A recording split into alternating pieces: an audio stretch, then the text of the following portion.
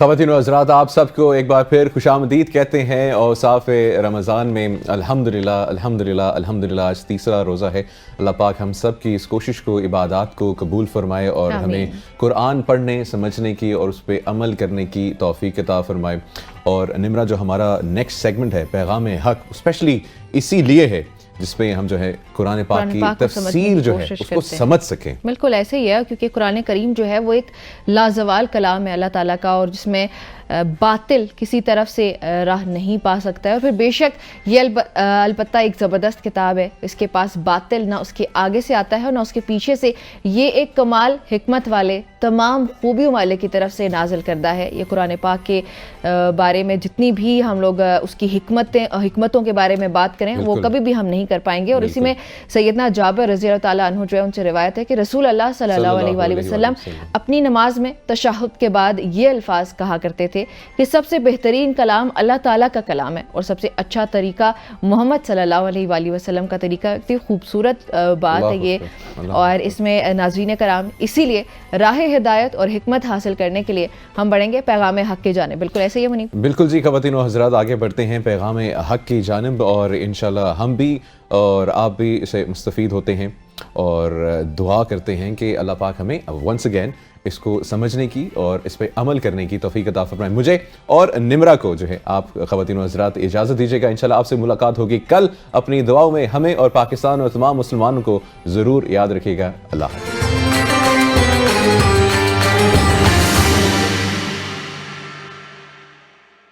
بسم اللہ الرحمن الرحیم۔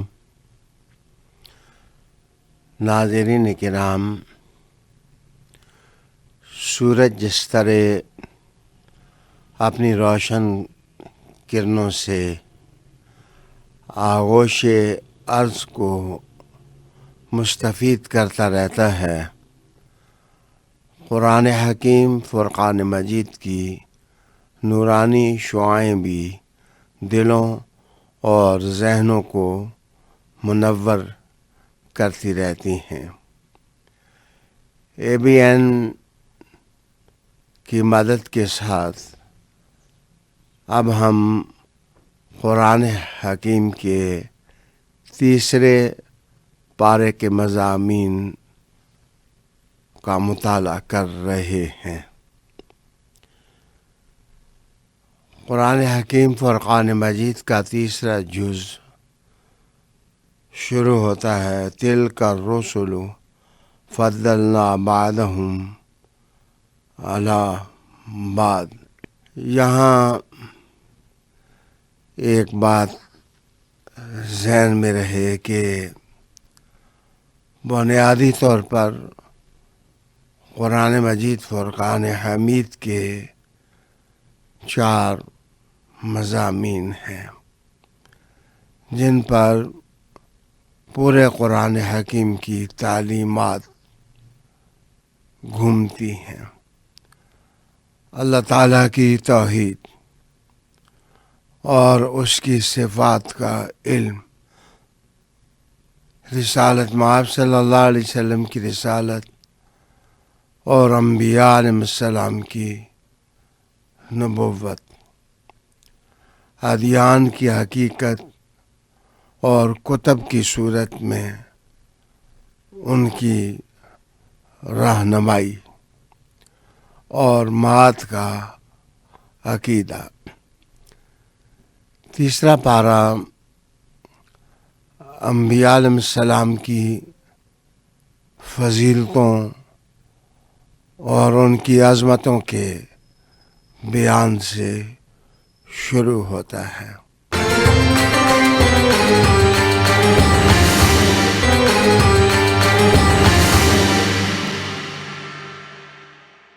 یا ایھا الذین آمنوا انفقوا مما رزقناکم، کہ اے ایمان والو جو کچھ ہم نے تمہیں دیا ہے اس کو خرچ کرو۔ یہ کائنات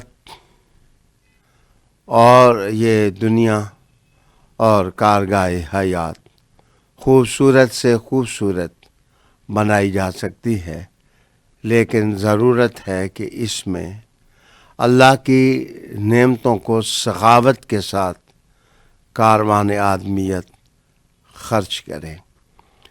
تیسرے پارے کا یہ اہم مضمون ہے۔ اس میں انفاق فی سبیل اللہ کی مختلف جہتیں بیان کی گئی ہیں۔ معروف تفسیر روح البیان کے اندر رسالت محمد صلی اللہ علیہ وسلم کا یہ قول نقل ہوا کہ اعظم آیت فی القرآن آیت الکرسی، کہ قرآن حکیم میں سب سے بڑی آیت فضیلت اور عظمت کے اعتبار سے آیت الکرسی ہے۔ آیت الکرسی میں اللہ تعالیٰ کی صفات بیان کی گئی ہیں، ایسی صفات جن میں کوئی اور شریک نہیں، اور اللہ تعالیٰ کی معرفت کی وہ اساس ہیں۔ انسان عقیدہ توحید کو سمجھ بھی سکتا ہے اور اس کی حقیقت کو دل میں بھی اتار سکتا ہے۔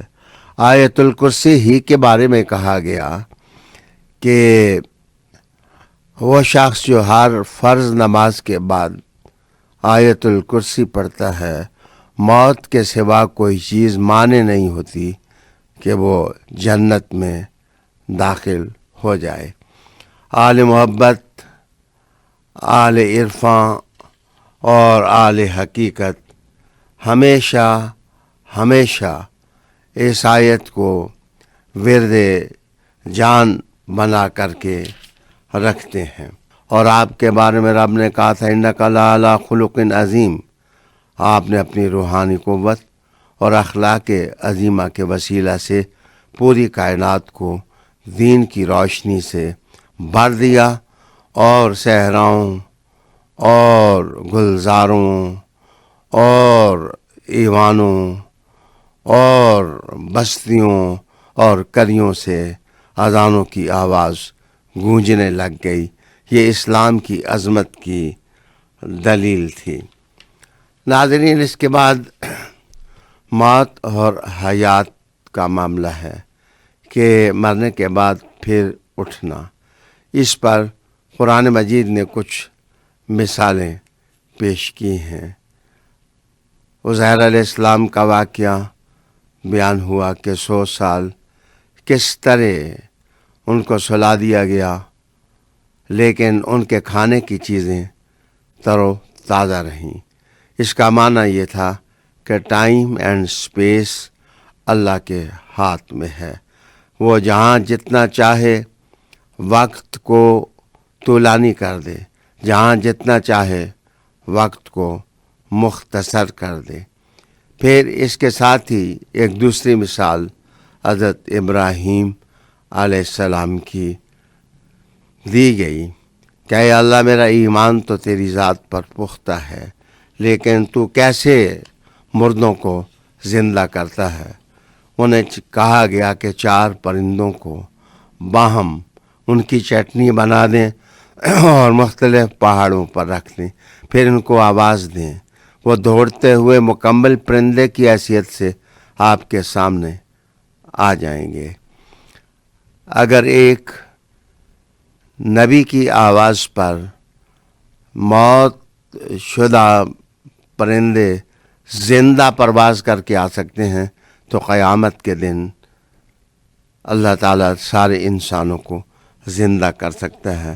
کہا جاتا ہے وہ جو 4 پرندے تھے وہ مور تھا، مرغ تھا، کبوتر تھا اور کوا تھا۔ مور زیبائی بھی اپنی مثال ہے، مر جنسی خواہشات کا استعارہ ہے، اور کبوتر لاہ و لعب کی علامت ہے، اور کوا طویل آرزوؤں کی نشانی ہے۔ ان ساری باتوں کو ذرا طوالت کے ساتھ بھی بیان کیا جا سکتا ہے، لیکن ہم آگے بڑھتے ہیں۔ سورہ آل عمران شروع ہو جاتی ہے۔ یہ 200 آیات پر مشتمل صورت ہے۔ اس صورت کے اندر 91 آیات صرف موجود ہیں۔ سورہ مریم، سورہ آل عمران جب نازل ہوئی، رسول اللہ علیہ السلام کے سینے پر تو اس وقت 60 عیسائیوں کا ایک وفد نجران سے رسالت مآب صلی اللہ علیہ وسلم کی خدمت میں حاضر تھا۔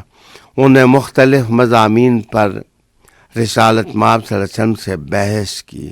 آپ نے عقیدہ توحید کو نکھار کر بیان کیا۔ سورہ آل عمران دراصل انہی مضامین پر مشتمل ہے جن میں حقائق کو کمال برجستگی کے ساتھ دلائل اور براہین کے ساتھ بیان کیا گیا۔ اس میں تورات کا ذکر بھی ہے اور انجیل کا ذکر بھی ہے۔ تورات کا معنی قانون اور شریعت ہوتا ہے اور انجیل کا معنی بشارت ہوتا ہے۔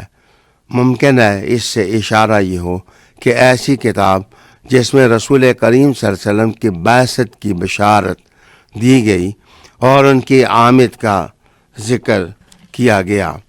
توحید کی باتیں ہیں، پھر آیات کے محکم اور متشابہ ہونے کی بات کی گئی کہ محکم آیات وہ ہیں جن کا مفہوم فوراً دل اور دماغ میں راسخ ہو جاتا ہے، لیکن متشابہ آیات پر اہل ایمان لاتے ہیں، اور وہ لوگ جو راسخ فی العلم ہیں، جنہیں رسوخ فی العلم کی دولت عطا کر رکھی اللہ نے، وہی اس کی تعبیل کو سمجھتے ہیں۔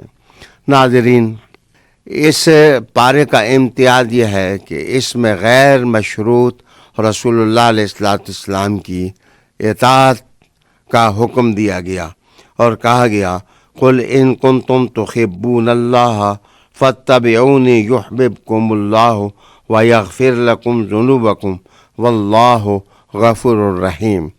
چونکہ یہود اور نصارہ یہ کہتے تھے کہ ہم اللہ کے لاڈلے ہیں، اور ہم اللہ کے لاڈلے ہونے کی وجہ سے ہم ہی ہیں جن پر خاص نظر کرم اللہ کا ہے۔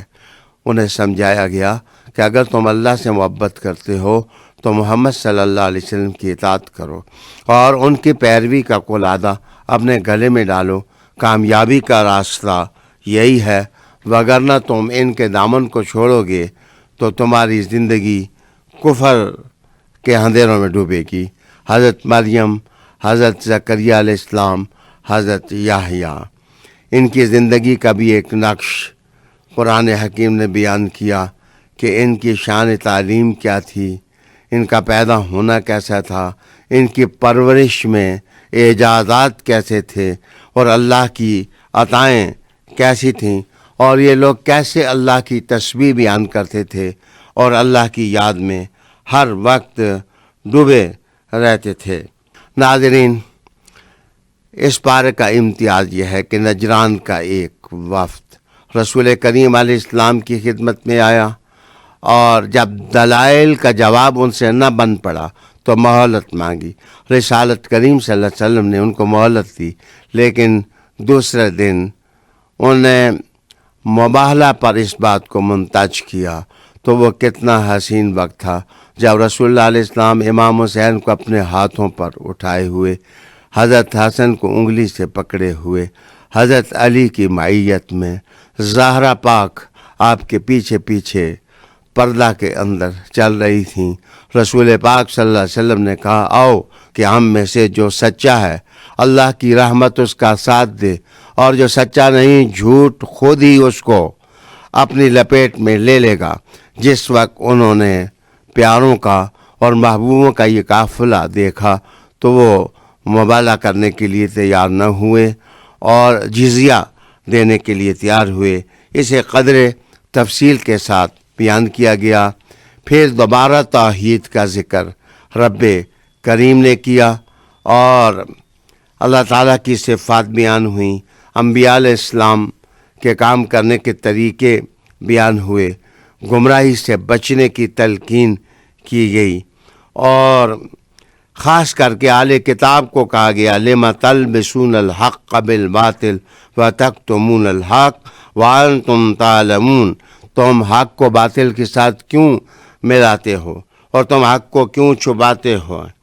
ناظرین کرام، یہ سورہ پاک اور یہ تیسرا پارہ خصوصاً یہ اعلان کرتا ہے کہ یختص برحمتہ من یشاء، نبوت، رسالت، قرآن، وحی اللہ کی رحمت ہے، یہ کسی کی مرضی پر کسی کو نہیں ملتی، اللہ جسے چاہتا ہے وہ عطا کرتا ہے۔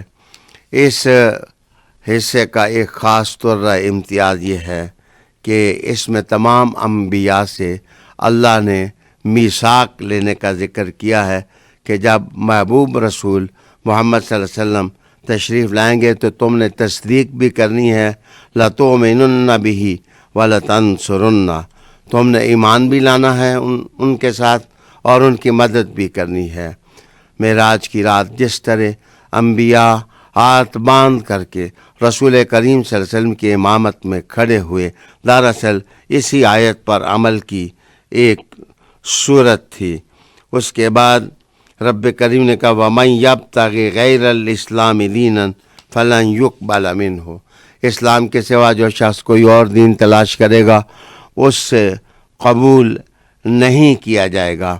پھر توبہ کی تلقین کی گئی اور اللہ تعالیٰ کے غفور الرحیم ہونے کا اعلان کیا گیا، اور یہ لوگوں کو سمجھایا گیا کہ اگر تم اللہ تعالیٰ کو فدیے میں زمین بھر کوئی چیز دو تو تم نجات حاصل نہیں کر سکو گے۔ نجات کا ایک ہی طریقہ ہے، اللہ کی توحید کو مانا جائے، محمد صلی اللہ علیہ وسلم کی اطاعت کی جائے اور ان کے ساتھ محبت کی جائے، اور آخر میں کہا گیا کہ اللہ کے عذاب سے ڈرو۔ اللہ تعالیٰ کے عذاب سے کوئی بھی چھڑانے میں تمہارا مددگار نہیں ہو سکتا۔ اسی طرح یہ گوناگون مضامین اپنے عمود کے ساتھ جا کر تیسرے پارے کو چوتھے پارے کی طرف لے جاتے ہیں۔ اللہ تعالیٰ ہمیں قرآن حکیم سے مستفید ہونے کی اور اس پر عمل کرنے کی توفیق عطا فرمائے۔ وآخر دعوانا ان الحمد للہ رب العالمین۔